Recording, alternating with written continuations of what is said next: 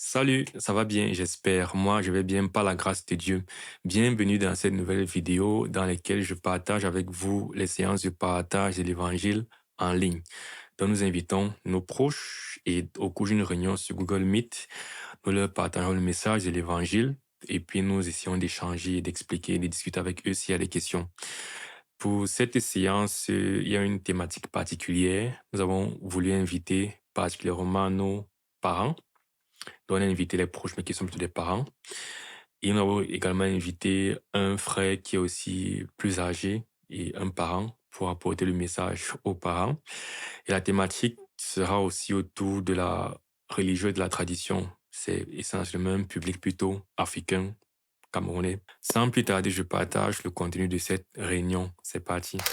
Ok, peut-être dernière information, peut-être avant qu'on ne transite sur l'autre phase, c'est que du moins dans le cadre de ces réunions d'évangélisation, généralement nous enregistrons la partie, oui, nous enregistrons la partie du message et donc pour respecter vos préférences aussi, donc je vais vous demander si ça vous gênerait qu'on enregistre la partie du message, pas vous, pas vos visages, mais le message qui sera passé ce soir pour que d'autres puissent l'écouter aussi. Donc, s'il n'y a pas de personnes qui s'opposent à ça, on va continuer. Mais si quelqu'un n'est pas d'accord avec ça, il peut juste lever la main, dire quelque chose et tout ça, et puis on n'enregistrera pas, simplement.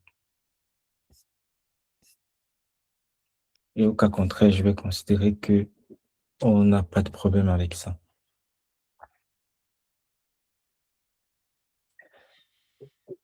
OK.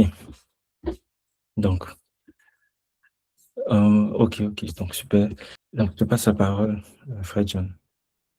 Ok. Bonsoir à tous. Bonsoir aux papas et aux mamans qui sont là. Je vais vous entretenir ce soir autour d'un thème qui peut sembler être un peu compliqué. L'homme naturel en conflit entre religion naturelle et Jésus-Christ. Bon, je vais d'abord dire que l'une des choses qui pousse l'être humain à s'interroger, à savoir si est-ce que en dehors de la vie que je suis en train de mener actuellement, y a-t-il pas autre chose? C'est la réalité de la mort. Nous savons tous que quoi que nous fassions, nous vivons ou mourir. Et donc, ce que j'appelle l'homme naturel, c'est tout être humain livré à lui-même, c'est-à-dire l'homme dans sa nature propre, tel que né d'une femme et d'un homme, et puis entrant dans son environnement naturel. Ce qu'on appelle donc religion naturelle, c'est ce que l'être humain développe, soit pour comprendre le monde qui l'entoure, soit pour résoudre ou donner une réponse aux questions qu'il se pose à lui-même. Et c'est généralement autour de ça, autour de ces questions-là, qu'on a construit des rites. Il y a un anthropologue qui dit par exemple que, vous trouverez son nom dans le support, que le fait de savoir que les hommes doivent mourir ça ne suffit pas. Donc, le savoir que je vais mourir ne suffit pas pour me rassurer en tant qu'individu par rapport à ma propre mort. Je suis, c'est-à-dire que j'existe déjà. Alors, mais la mort sonne un peu comme un non, je n'existe pas. Qu'est-ce qu'on peut apporter comme réponse? Donc, c'est autour donc des réponses données que les rites funéraires, quelle que soit la tribu, généralement en Afrique, on doit expliquer la mort par des mythes,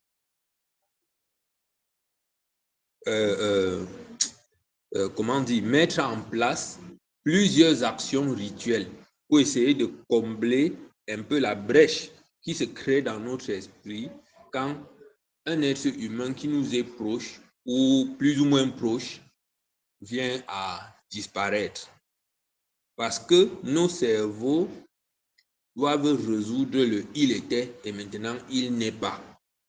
Je suis et après-demain ou un autre jour, je ne serai plus. Donc, autour de ces rites, on parle, quel que soit le milieu dans lequel on est, c'est-à-dire que peut-être chez les Européens, c'est un peu plus raffiné, mais fondamentalement, c'est la même chose parce que l'homme naturel reste l'homme naturel. Généralement, on cherche donc à être pleuré par toute la communauté des vivants, c'est-à-dire rester longtemps dans la mémoire des gens, la mémoire collective, parce que c'est ce fait-là qui prouve qu'on a vécu, qu'on a mené une vie sociale bien remplie, ou comme on dit chez nous, qu'on a fait du bien aux gens.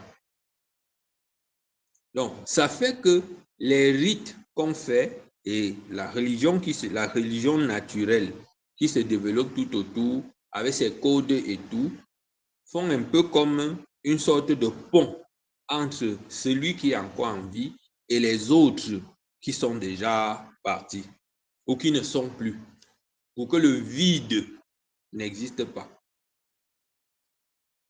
Donc, par exemple, dans l'ouest Cameroun, que je connais un peu plus, on parle du culte des ancêtres. Donc, le culte des ancêtres, quand vous étudiez, c'est un peu comme si les rites qui entourent le fait que quelqu'un quitte de la sphère des vivants à la sphère des morts, il y a comme des sortes de rites de purification. Vous allez voir que quand quelqu'un se pend, par exemple, il y a des rites qu'on fait au moment de l'enterrer. Dans certaines tribus même, quand quelqu'un est pendu, on ne le touche pas.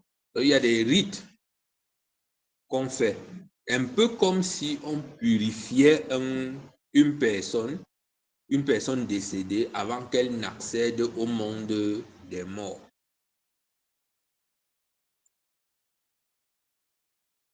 Sauf que dans certains milieux, ce besoin de combler le vide va se transformer en une sorte de culte. Cette fois-ci, ça devient, on quitte de la religion naturelle à une religion un peu organisée ou pseudo-organisée autour de personnes qui l'entretiennent. On parle alors maintenant de protéger les vivants contre les morts. Il y a donc une série de choses qu'il faut faire parce que les morts étant entrés dans la sphère de la divinité, ils peuvent réagir contre ceux qui sont encore vivants. C'est ça le développement de la religion naturelle. Et les gens ont donc peur en se disant qu'une infidélité à cette pratique engendre des malédictions qui peuvent être redoutées sur plusieurs générations. Par exemple, vous allez arriver dans un village, on vous dit, c'est parce qu'en enterrant telle personne, on n'a pas fait le rite pour chasser la mort. C'est pourquoi, après qu'on l'ait enterré, il y a d'autres gens qui sont en train de mourir dans la concession, dans la famille ou dans le village. Bon, et généralement, ces choses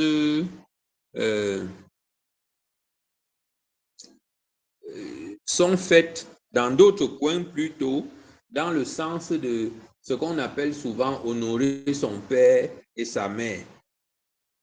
Bon, il y a un prêtre qui disait que, en fait, on honore son père et sa mère pendant qu'ils sont vivants. On ne les honore pas quand ils sont morts. Vous allez voir un vieux qui est malade au village, on ne passe jamais lui rendre visite, personne et tout. Mais dès qu'il décède, d'une certaine façon, on dépense des sommes faramineuses pour organiser rites funéraires et autres. Parce qu'on fait ces choses-là par peur, pas par amour. Ce n'est pas parce qu'on aime ces gens, parce que si on les aimait de leur vivant, on leur donnerait tout ce qu'on peut leur donner. Mais une fois mort, il devient redoutable et on agit envers eux par peur. Quelle que soit la région, les gens font généralement des rites funéraires par peur, parce qu'on a peur que le monde des esprits n'intervienne dans le monde des vivants pour venir agir et réclamer des choses. Donc, on est parti, la religion naturelle part d'un rite ou d'une série de rites pour rassurer les vivants sur leur propre futur à des menaces et des malédictions. La petite religion qu'on appelle maintenant animisme, qui s'est développée autour de ces rites initiaux, a créé maintenant d'autres codes qui font que les gens la pratiquent par peur. On fait par exemple à l'ouest là, on fait souvent les funérailles pour protéger la famille. On fait les funérailles pour écarter les malheurs.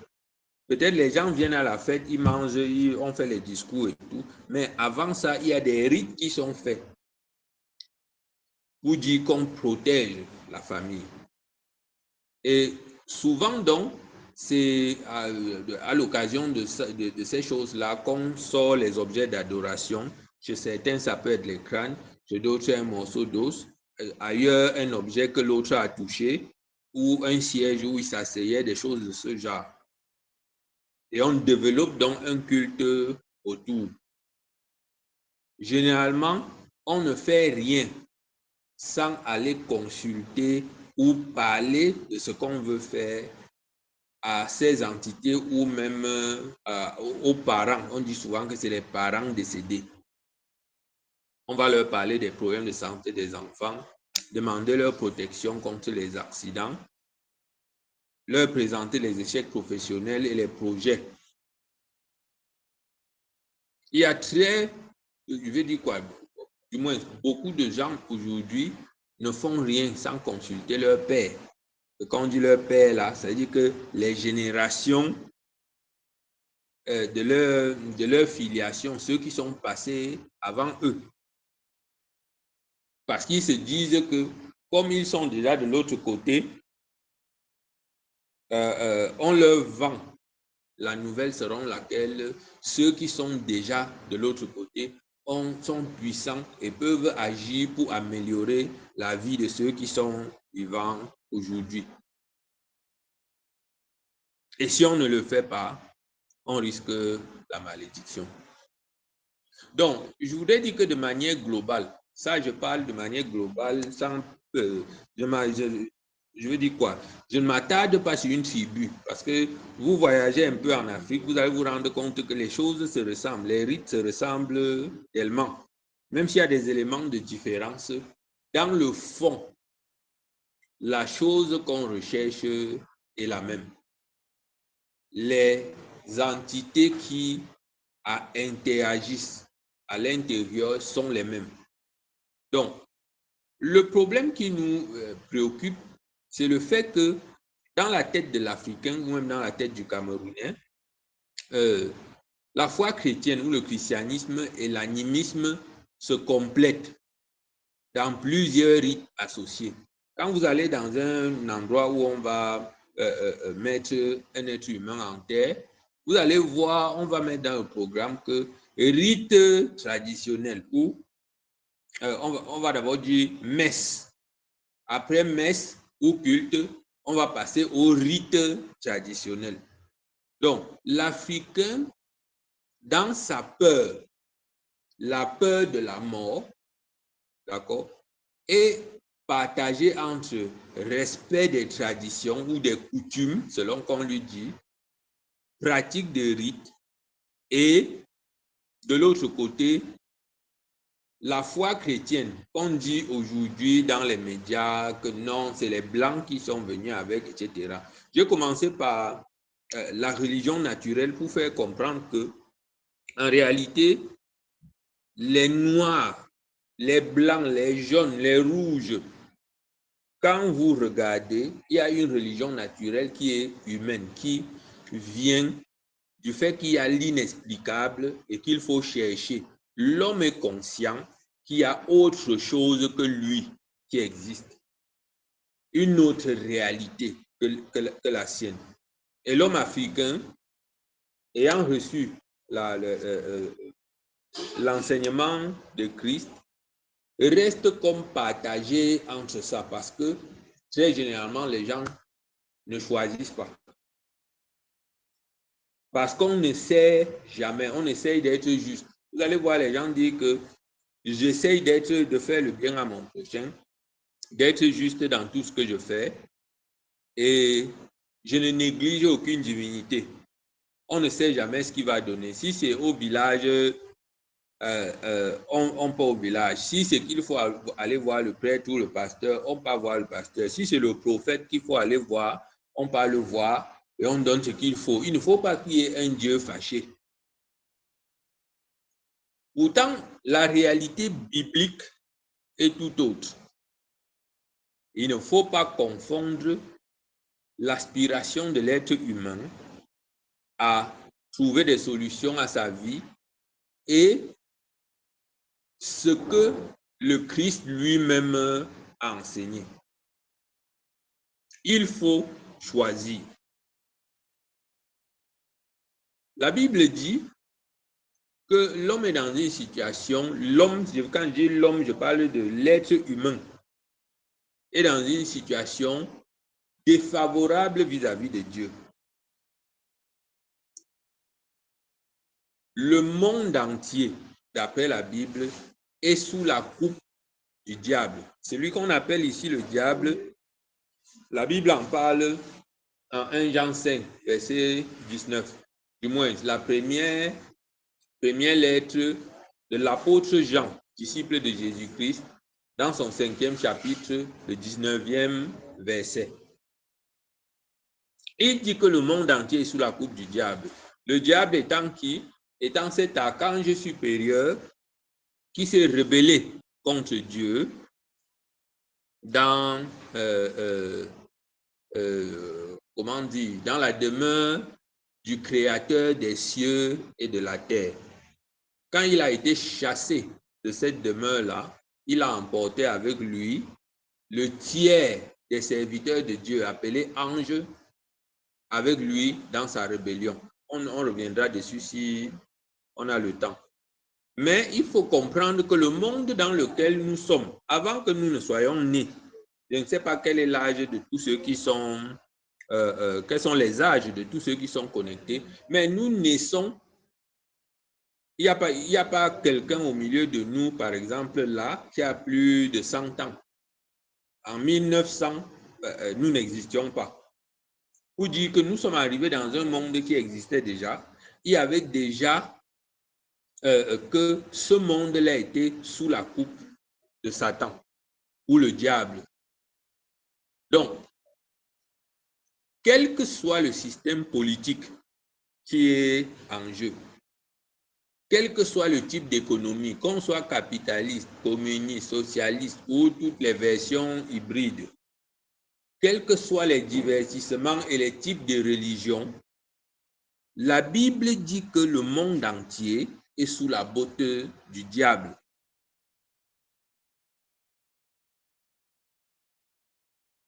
Il n'y a donc pas pour un être humain à être entre deux réalités, parce qu'il n'y a pas de troisième option. Chaque homme fait soit partie du royaume de Dieu, c'est-à-dire de celui que Jésus-Christ est venu instaurer, soit du royaume de Satan.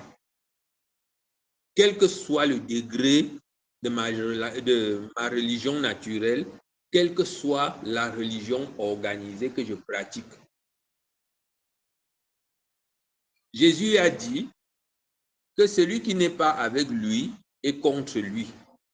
Et celui qui n'assemble pas avec lui disperse. Je voudrais dire qu'avant de dire que nous sommes devenus chrétiens, peut-être moi qui parle là, j'étais moi aussi un enfant rebelle ne connaissant pas Dieu. Je menais ma vie selon l'esprit qui agit actuellement dans le monde. C'est-à-dire celui qui tient le monde sous sa coupe. Je vivais selon mes propres convoitises et je faisais tout ce que mon cœur me demandait de faire. Voilà la condition dans laquelle j'étais avant que Christ ne fasse luire sur moi sa lumière. Donc, pour dire quoi? Il n'y a que Jésus-Christ pour tirer l'homme de la peur de la mort, pour tirer l'homme de la religion naturelle qui est créée, du moins que lui-même crée pour répondre aux questions qu'il se pose sur la mort, et des religions organisées, que ce soit l'animisme et autres, qui viennent donc réorganiser les rites de la religion naturelle pour rendre la mort digestible à l'être humain. Il n'y a que Jésus-Christ pour nous libérer de ça. La Bible dit que Dieu a envoyé son Fils. Quand je parle de Dieu, je ne parle pas du Dieu des blancs, des noirs, des jaunes. Je parle du Dieu créateur des cieux et de la terre. Il a envoyé son Fils qui est venu dans le monde en tant que portant la même condition humaine que nous. La Bible dit que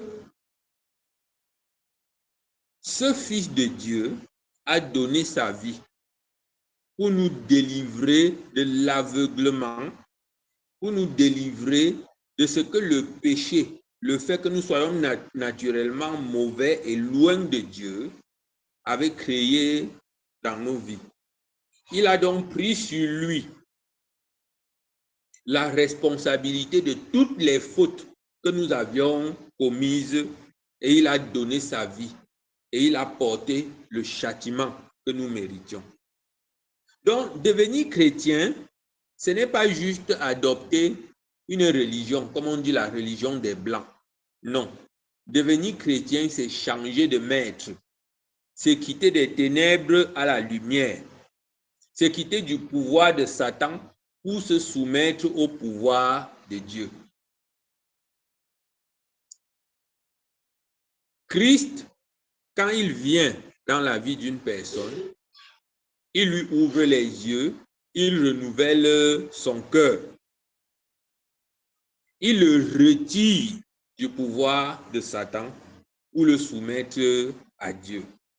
Donc, il n'est pas question que quelqu'un qui dit avoir compris ce que Christ dit, avoir lu la Bible, lu les évangiles, continue à avoir peur de la mort, continue à craindre les esprits qui seraient passés de l'autre côté, qu'ils vont revenir lui faire du mal.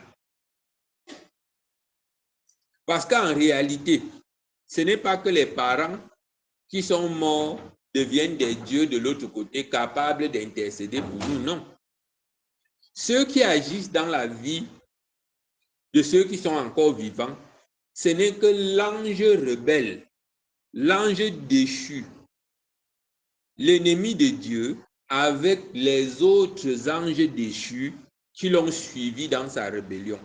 C'est eux qui tiennent le monde dans leurs mains, fabriquent les fausses religions, d'accord, et poussent les hommes à les adorer en se faisant passer pour Dieu. C'est pourquoi l'apôtre Paul dit que les sacrifices que ceux qui ne connaissent pas Dieu offrent, ils ne savent pas, mais ils les offrent à des esprits démoniaques, c'est-à-dire à des anges qui ont été déchus. Toute religion confondue. Et il faut donc comprendre que vivre cette ambivalence, cette forme de syncrétisme où on va à l'église dimanche matin et dimanche soir, on est soit dans dans un temple pour faire des rites, soit dans une rivière pour faire des rites, soit dans une forêt pour faire des rites, etc. Cette ambivalence-là doit cesser parce qu'on ne peut pas servir deux maîtres à la fois. Jésus ne peut pas accepter de vous partager ou de partager un être humain avec les esprits mauvais. Puisque s'il est déjà clair que son apôtre dit que si tu vas faire les sacrifices, tu vas faire les rites parce que tu as peur de la mort, parce que tu as peur des esprits qui vont quitter de l'autre monde pour venir te nuire, tu es en train de faire alliance, de partiser avec des démons, avec des esprits déchus. Et on emballe tout ça, on nous fait dire que c'est notre culture. Tantôt, c'est culture, ici au Cameroun, on parle souvent de culture de la côte, culture des forêts, culture des montagnes, culture de ceci. Chacun dit qu'il défend sa culture. Et les esprits qui se cachent derrière les religions qui sont associées à ces cultures, c'est eux qui en profitent. Parce que n'étant pas de vrais dieux, ils ont comme une sorte de revanche dans le sens où ils parviennent à se faire adorer par des hommes comme étant des dieux. Ils vont créer des cultes, des initiations ou rendre des services à ceux qui viennent en croyance servir d'eux, alors qu'en fait, c'est eux qui servent ces esprits. Vous allez entendre des gens dire que lors de l'initiation, ils ont reçu des esprits guides, etc. Dans plusieurs des cérémonies de ces coutumes, on vous met sous l'influence d'une entité spirituelle qui va vous permettre de faire ceci ou de cela, de vous protéger, etc.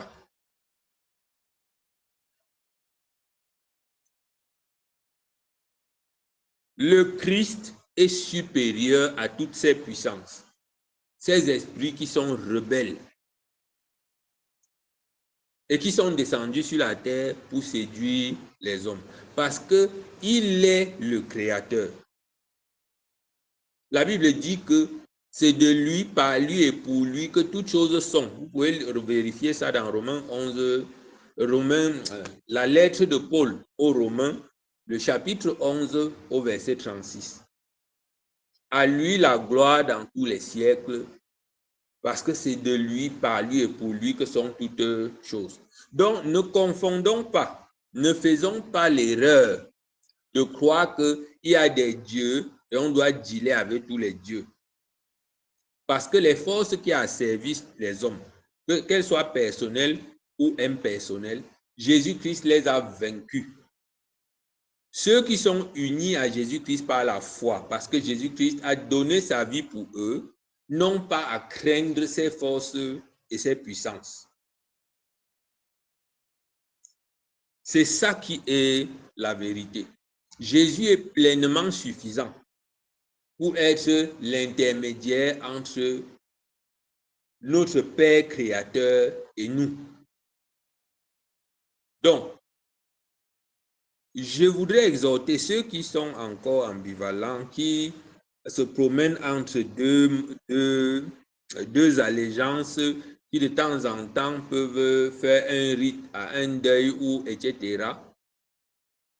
Jésus-Christ peut vous sauver parfaitement. Si vous avez peur de la mort, Jésus-Christ seul peut vous donner les assurances nécessaires pour vous délivrer de l'esclavage que Satan a voulu mettre sur vos vies en exploitant votre interrogation naturelle. Donc, il faut faire un choix. Passer par le relativisme ne peut pas changer. Les gens vont dire que oh, chacun, il faut être tolérant. Oui, dans la société, on impose la religion à personne. Ça ne doit même pas se faire. Les guerres que les gens font pour les religions ne servent à rien. Mais être tolérant ne veut pas dire que je dis que Jésus-Christ est équivalent de toute autre chose. Non, je dis que si quelqu'un n'est pas en Christ, d'accord, il ne connaît pas encore la vie. Il marche encore dans les ténèbres. Si quelqu'un est dans les coutumes, dans les rites, dans les lavages et tous les trucs qu'on fait chez nous ici en Afrique, cette personne s'exclut lui-même du pouvoir du Seigneur, de sa guidance, de sa capacité, de sa toute-puissance à le garder et à le protéger.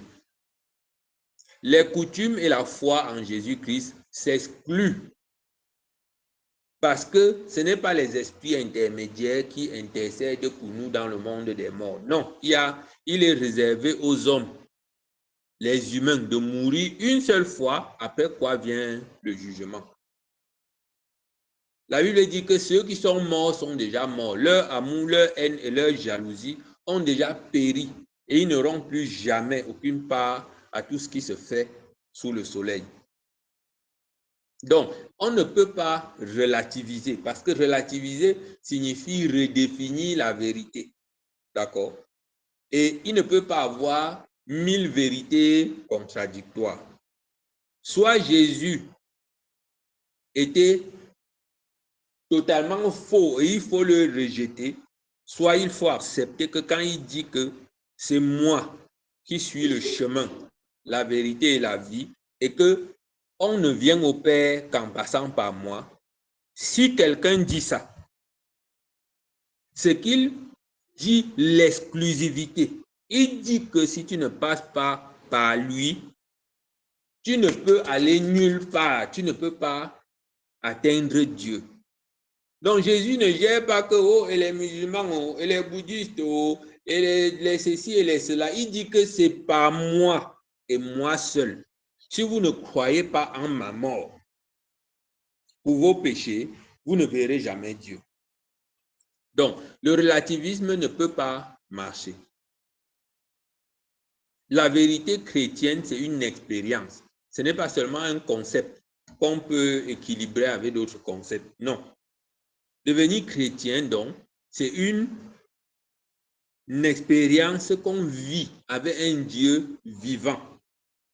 Parce qu'on ne va jamais rappeler à quelqu'un, je dis souvent au Bantou, que le monde spirituel existe. Parce que chacun de nous a déjà eu à tester, toucher, ou qu'on est venu le toucher. Il faut donc comprendre que nous avons un choix. Soit nous demeurons dans la peur, soit alors nous nous tournons vers Jésus-Christ pour pouvoir mourir avec assurance en sachant que nos péchés ont été portés par le Fils de Dieu et que nous pouvons rencontrer Dieu avec la paix dans le cœur. Donc, c'est vrai, nos églises sont remplies de personnes religieuses qui servent tous les dieux. Ils sont au village, sous les arbres, souvent devant les eaux, devant les tam-tams, les balais qu'on secoue. Et après aussi dans les chapelles, ils chantent les louanges. Il n'est pas normal que l'Africain soit comme un homme perdu au milieu, dans l'univers, non. Ou même l'Européen, parce que les rites dont je parle là, je peux parler aussi des rites que les Européens font. Donc l'homme naturel doit choisir. Christ a dit que sans lui, il n'y a pas de salut, il n'y a pas de réponse, il n'y a pas de chemin, il n'y a pas de vie. Nous devons choisir et choisir une fois pour toutes. Donc voilà le petit message que je voulais partager avec vous ce soir. Que courir après les prophètes par-ci par-là, on sait que aujourd'hui l'environnement religieux au pays ou même à l'étranger, là, ça foisonne. Mais vous avez le choix. Christ est devant vous. Si vous tendez la main, il vous sauve, il vous rassure. Si vous demeurez dans cette situation ambivalente, indécise, croyant que votre bonté naturelle et les bonnes choses que vous faites vont vous sauver, vous vous trompez vous-même. vous êtes encore sous le règne de Satan. Sur ce, je vais m'arrêter là pour ce soir. Merci. Merci, Frère John. Non, j'espère qu'on est encore là. Ok. Donc, sans plus tarder, je veux directement passer à la phase de questions-réponses. Donc, je vais inviter les uns et les autres qui ont des interrogations, qui ont des questions, des incompréhensions. Donc, n'hésitez pas à ouvrir le micro, à poser la question, ou alors à écrire, si vous avez la possibilité dans le chat, à écrire votre interrogation. Donc, la parole vous est donnée. N'hésitez pas, vraiment. Je ne sais pas qui a pris la parole là.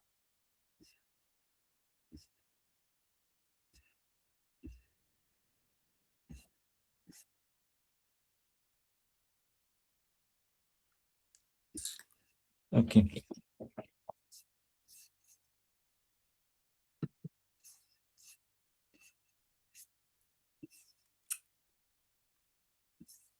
Je ne sais pas si on a été coupé.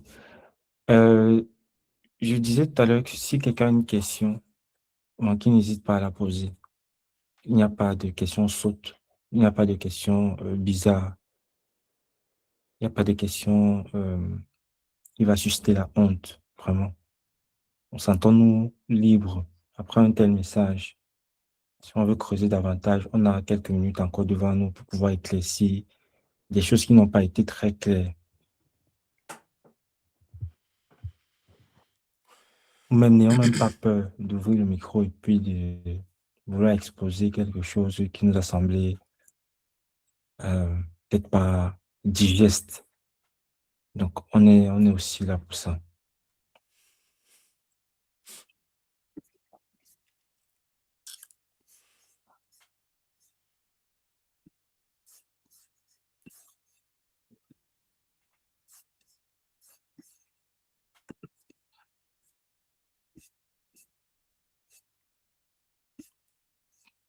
Peut-être pendant ce temps-là, Yvan, est-ce que tu peux un deuxième cantique que tu peux exécuter, s'il te plaît? Ok. Pose ta question. Je pose la question à savoir, le funérail a un problème, le culte des ancêtres. Est-ce que cela a un problème par rapport à l'Église?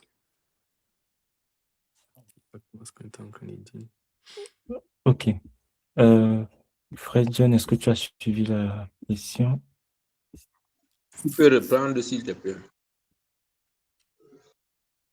Je demande, est-ce que le funérail que nous adorons souvent nos parents décédés, est-ce que cela a un problème par rapport à l'Église ou bien, en principe, le culte des ancêtres, quoi? Est-ce que cela a un problème?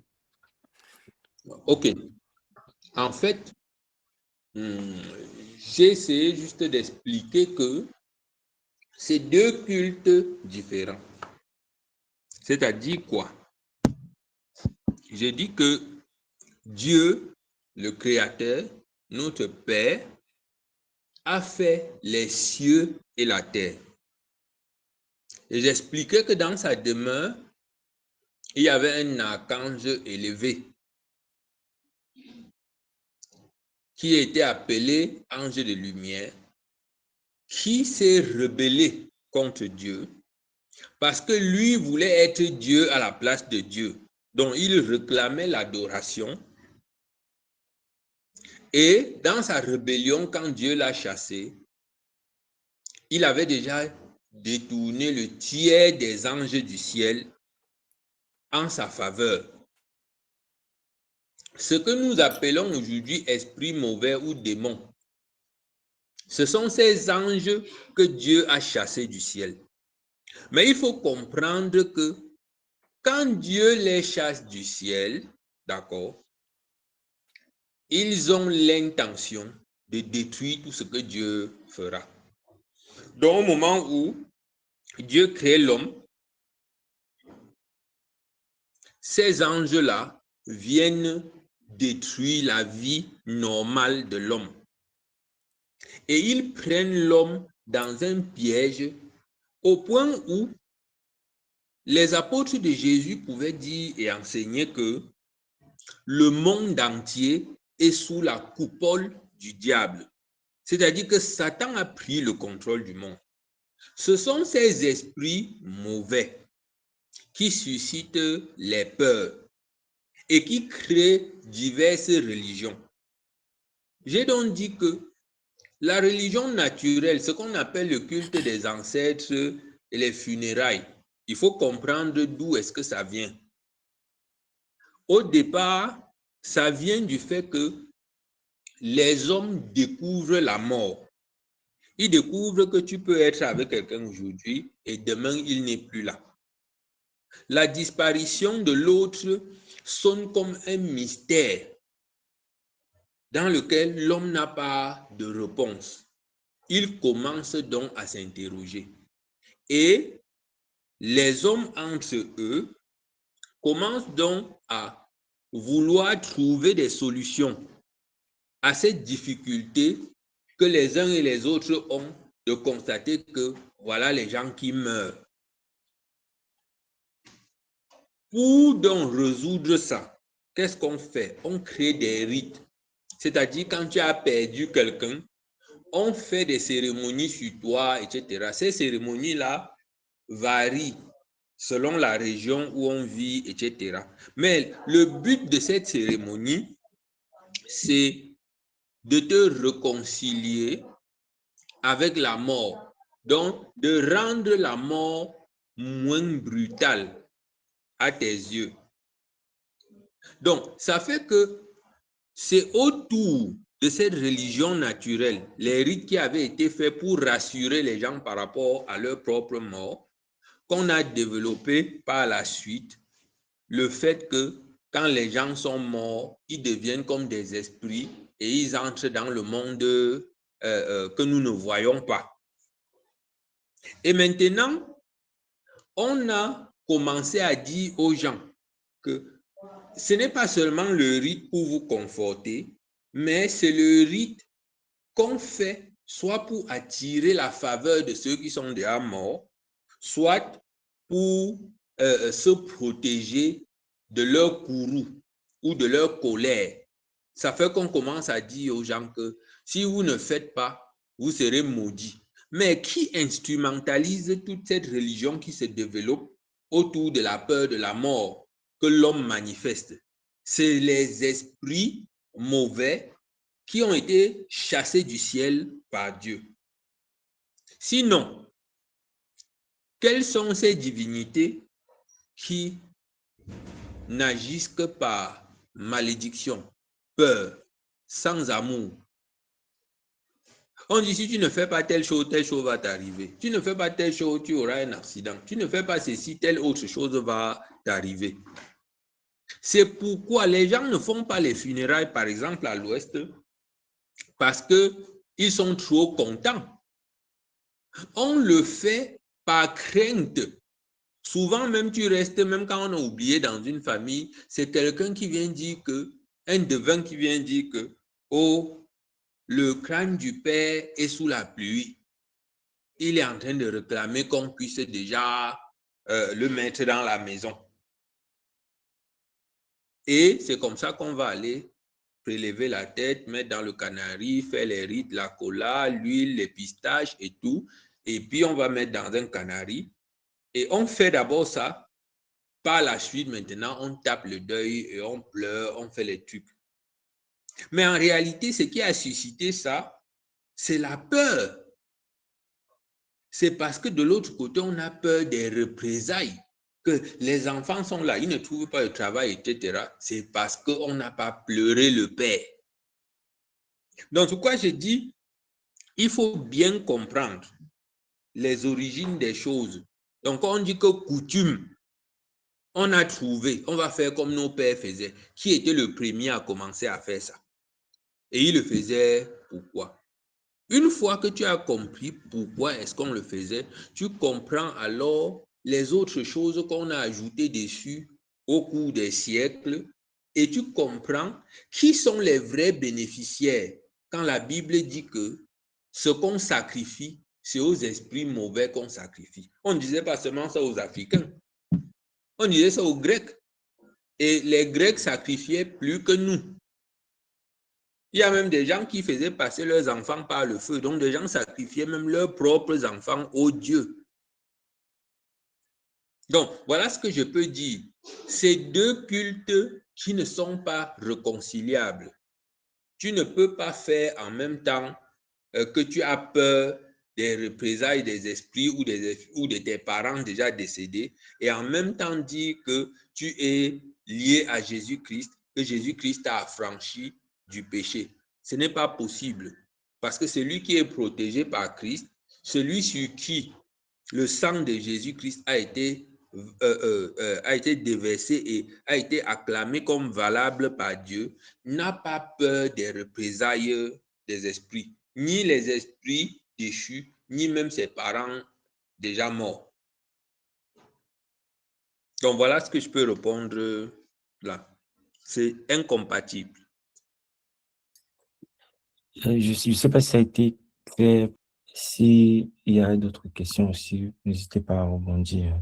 J'ai bien suivi ce qu'il a eu à expliquer par rapport à ce que j'ai eu à poser comme question. Ok, très bien. Ok, merci. Ok, donc le temps défile. Est-ce qu'il y a une dernière question? Je veux aussi rappeler tous ceux qui ont été invités. Vous avez été invités par des personnes qui sont croyantes, donc n'hésitez pas à repartir vers ces personnes-là pour peut-être poser des questions que vous n'avez pas pu poser ce soir ou bien que vous peut-être n'avez pas le courage, parce que je sais que euh, ça peut être intimidant d'ouvrir son micro et de poser une question. Voilà. Donc, si c'est votre cas, n'hésitez pas à vous rapprocher des personnes qui vous ont invité et de dire vos interrogations. Et puis, on pourra même trouver un moyen de pouvoir les répondre sous cette forme-ci, comme aujourd'hui, peut-être une séance questions-réponses uniquement sur la suite de ce thème. Parce que je sais que c'est un sujet euh, qui est assez profond pour nous. Donc, je vais peut-être inviter, là il est 21h30, je vais inviter peut-être le frère John à prier, puis on va se séparer. Nous sommes parvenus à la fin de cette belle séance. J'ai appris des choses intéressantes. Je rends grâce à Dieu. J'espère qu'elle était édifiante et bénissante pour vous également. Nous, on se retrouve dans une prochaine vidéo. Que Dieu vous bénisse. D'ici là, portez-vous bien. Ciao.